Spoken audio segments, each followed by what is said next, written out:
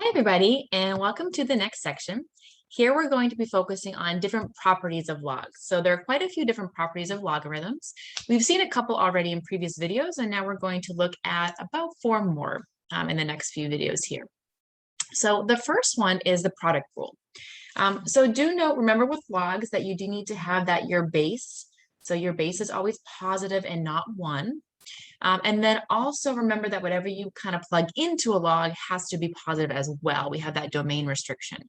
So M and N are also positive real numbers here. So what the product rule says is that when you have a log and you are inputting two things that are being multiplied, whether they're two numbers or variables, whatever they are, we can actually expand that out and rewrite it as two logs being added. So these are actually equivalent statements. So when you're multiplying, again, we can change it to addition. You do want to be careful it doesn't work the other way. So for instance, if you have, let's say, log base of m plus n, this is not the same as log base m, let's say, times log base n. So again, it doesn't work the other direction. It's just a very specific direction here. So don't do this. We're focusing on this case. So notice here that you have two things being multiplied that are being sort of plugged into that log. So you have 7 times 5. So what the rule says, again, they're both positive numbers, is that we can rewrite this as addition. So we have log base 4 of 7 plus log base 4 of 5. If you could simplify further, you would. Here, I don't have any nice answers, so we're just going to leave it as log 4, 7 plus log 4, 5. Here you do have multiplication, so this is 10 times x. So again, I can rewrite this. And remember, if there's no base, that would be log base 10. So this is your common log. So we have log 10 plus log of x. Now, one property we've already seen is that log 10 is actually equal to 1. Remember that when you have a log of a base and then you're also inputting that same base as well, they basically cancel each other out and you have the value of 1 here. What's happening is that b to the first power is equal to b. So it's because that exponent would be 1. So here our base would be 10, so 10 to the first power would be 10. So this one actually does simplify just to 1. And again, if you do have a nice kind of easy simplification, you would want to go ahead and do that.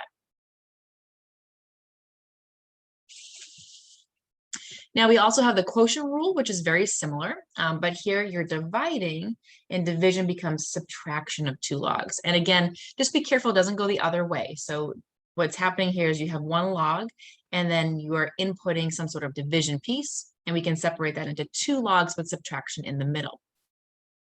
So here I have my log base 7, I have 19 and x. So I see that division. So I can rewrite this as log base 7, 19 minus log base 7 x. And you do want to stay in order. So whatever numbers on top would go first, and then on bottom would go second, because subtraction is not commutative.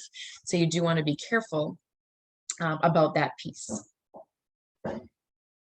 For the next one, again, I have ln. Remember, that's our natural log. So recall that natural log is that log with base e.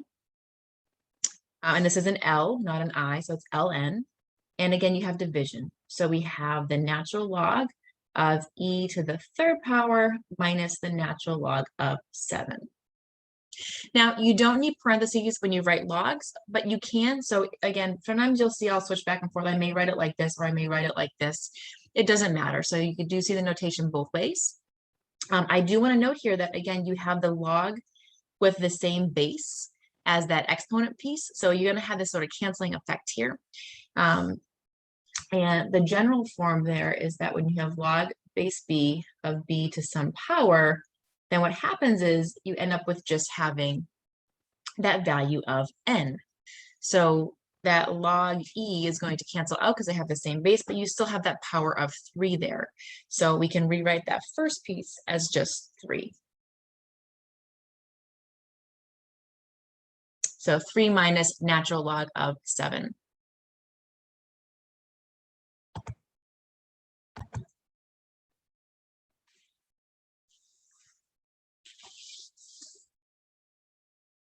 Okay, and then there's one more rule for right now I want to talk about, and this is the power rule.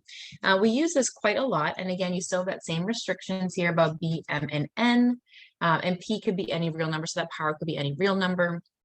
So what happens basically is that you can take that P, that exponent, and rewrite it with it being multiplied out front. That's what we're showing you here. So that's what that property states. If you're never not sure about these properties, I encourage you to graph them. So you can make each of these into equations by setting them equal to y.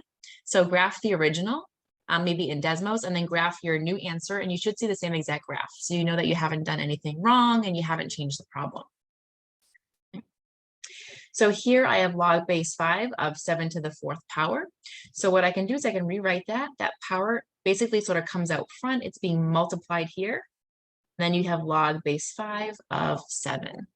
So this is a multiplication. So it's 4 times the log base 5 of 7. Now this next one is a little bit tricky because you're probably thinking, but there is no power. And you want to remember a square root is the same thing as having a power of 1/2. And in fact, any kind of root is also having a power. So instead of being a square root, if you have, let's say, an nth root, it's 1 over n. So we do transfer a lot of times our roots to that power form. So this is the same problem as natural log of x to the 1/2 power instead. And then now you can see that that 1/2 is going to come out. And I can rewrite it with natural log x. And let's look at one more example here.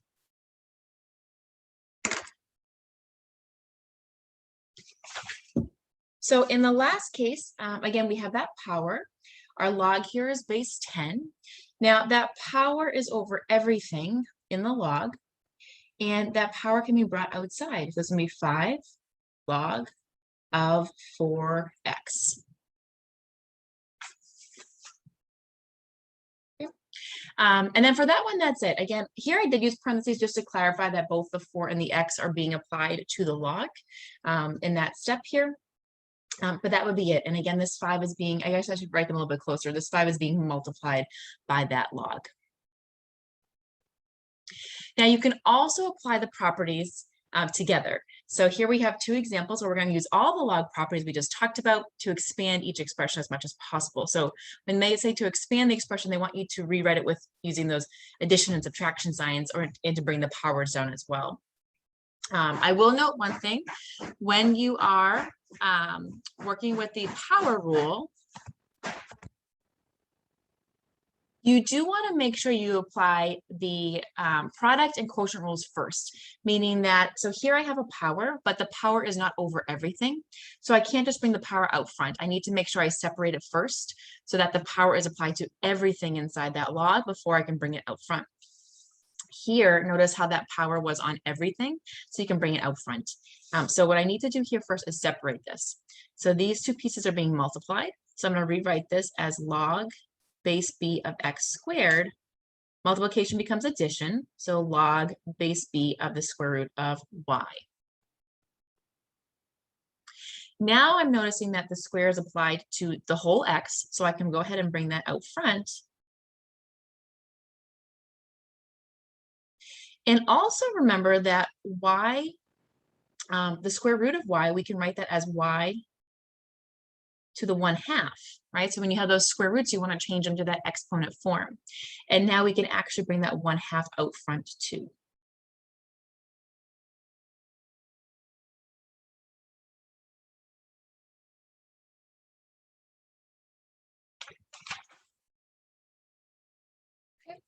So that would be my expanded form here. I can't really do anything else. I don't really know what my base is. I'm just using b, so I can't actually simplify any further, but I have expanded that log. I'm going to do something similar here. Notice I see a division bar. That's kind of my main focus. So I have something in the top and something in the bottom. So I am going to go ahead and split that using division.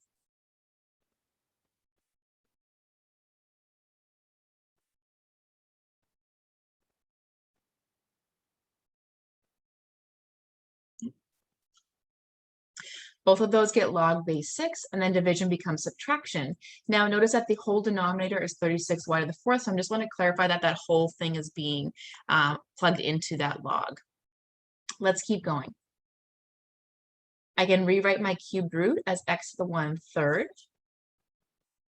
And notice here that I actually have multiplication as well. So I'm going to actually apply that product rule again. So this log here, we can actually split up some more. And I can split it into log base 6 of 36 plus log base 6 of y to the 4th. So I'm using that product rule again. I see multiplication, so I'm splitting it using addition. You do want to be careful because you were subtracting this log, so that subtraction sign is going to have to get distributed to both parts. So that is where it gets a little bit tricky now because we're applying multiple properties in one. Here, again, I can bring that 1/3 out front. So I have 1/3 log 6 of x minus.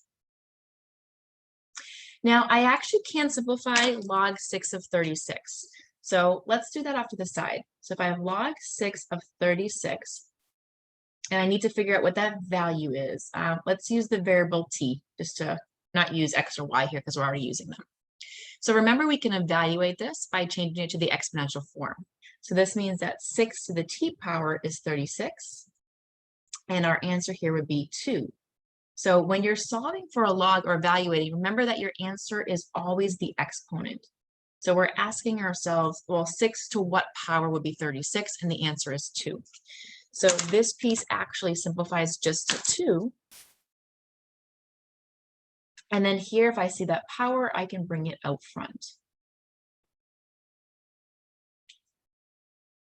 All right, I have one last thing I need to do here. I do want to go ahead and distribute that minus sign. So my final answer is going to be 1/3 log base 6 of x. I'm going to distribute that, so minus 2 and then minus the 4 log base 6 of y. And here I'm just giving you a quick check over. There's nothing really else I can do. My other values have too many variables, so I can't really simplify them further. And this would be the final expanded form.